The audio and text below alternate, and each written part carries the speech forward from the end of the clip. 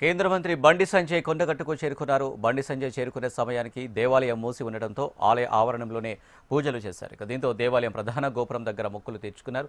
అనంతరం బండి సంజయ్కి కొండగట్టు అర్చకులు ఆశీర్వచనం ఇచ్చి తీర్థప్రసాదాలు అందజేస్తారు. కాగా నిన్న ఉదయం 7 గంటలకి కరీంనగర్ నుండి పాదయాత్రగా బయలుదేరి రాత్రి 10 గంటలకి కొండగట్టు చేరుకున్నారు బండి సంజయ్.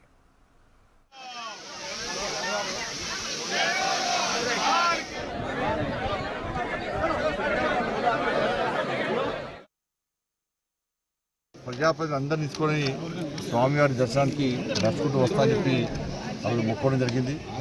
దానిలో భాగంగానే ఈరోజు ఆ మొక్కు తీసుకోవడానికి కరీంనగర్ నుంచి ఈ అంజన్న ఆశీర్వాద యాత్ర ప్రారంభించడం జరిగింది. టెంపుల్కు మళ్ళా ఉగాది తెల్లవారి మళ్ళీ దర్శనానికి వస్తా. నేను మన కోసం నిబంధనలను ఉల్లంఘించి పెట్టడాన్ని నేను కూడా ఒప్పుకోను. ఎందుకంటే నిబంధనల ప్రకారం నడవాలి. దేవుడి కంటే గొప్పలు ఎవరు లేరు. కాబట్టి అర్చకుల వేద పండితులకు ఆశీర్వాదం దొరికింది. చాలా సంతోషం. మన అన్ని ప్రాంతాల్లో మన బ్రహ్మాండమైన స్వాగతంగా పలిచారు, ఆరాధన ఇచ్చారు.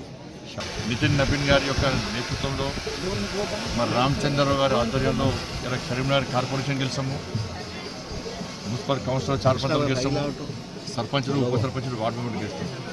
కాబట్టి ఆ మొక్కులు తీసుకోవడానికి రావడం జరిగింది.